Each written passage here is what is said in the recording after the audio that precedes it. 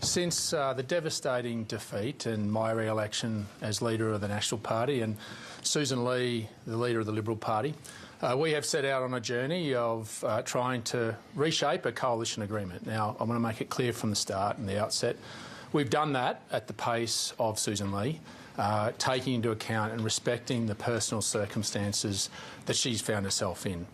So much so that I made myself available to go to Albury when she wanted to initiate those discussions. Rather than making her come to Canberra, I took the decision to drive to Albury and to start those negotiations when she was ready. And then obviously after the sad passing of her mother, we made it very clear we didn't need to enter into any further discussions until she was ready. And that she was at a juncture where she had comfort. And my thoughts are still with Susan and her family for the loss of Susan's mother, and it's important that that was respected all the way through. This morning, after the discussions that both Susan Lee and I have had over the ensuing period, our party room has got to a position where we will not be re-entering a coalition agreement with the Liberal Party after this election.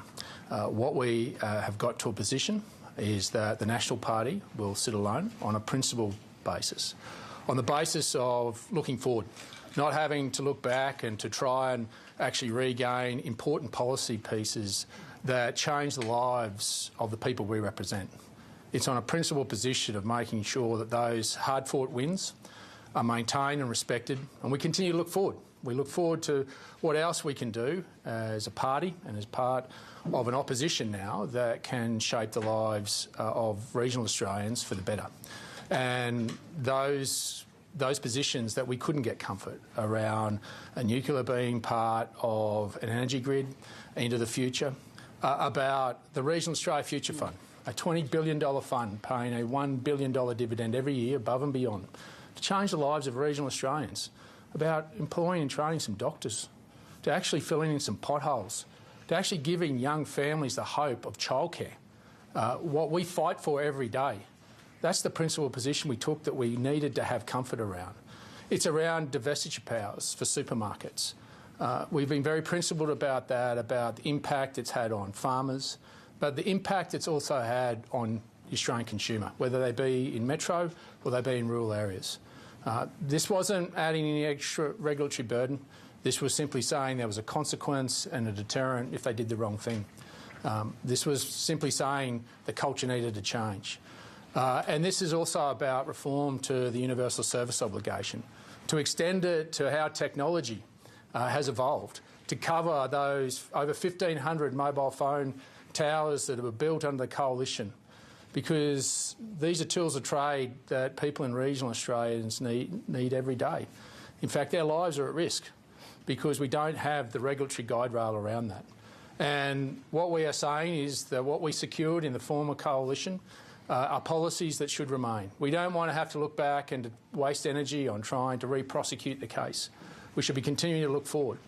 And so I had a respectful conversation with Susan Lee this morning and sat down, made it very clear that we remain committed to having the door open, respecting the position that Susan's been put in, that she is a leader that needs to rebuild the Liberal Party. They are going on a journey of rediscovery, and this will provide them the opportunity to do that without the spectre of the National Party imposing their will, but setting clear boundaries and parameters about what's important to us, about what we achieved as a coalition in the last 3 years.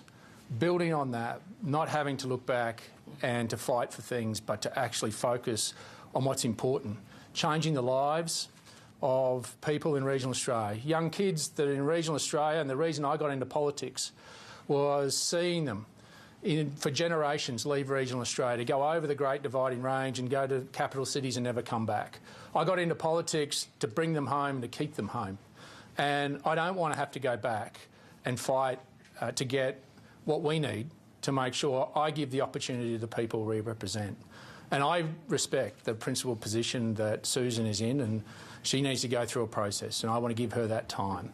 And we made it very clear to one another that I believe she is the leader that can help the Liberal Party reinvent itself and get it to a juncture that the Australian people want to see, a healthy opposition. And I gave her that commitment that I'll work every day with her to try and rebuild that relationship to the point where we can re-enter a coalition before the next election. But at this juncture, we're making a principled position about not what we're prepared to give up on, but to build on what we've achieved and to move forward. So it's with great disappointment that I announced that we're not going to form part of that coalition. We'll be pragmatic and we'll work constructively with Susan and her team to make sure that we bring down the Albanese government after the next election. Kevin, did you want to say?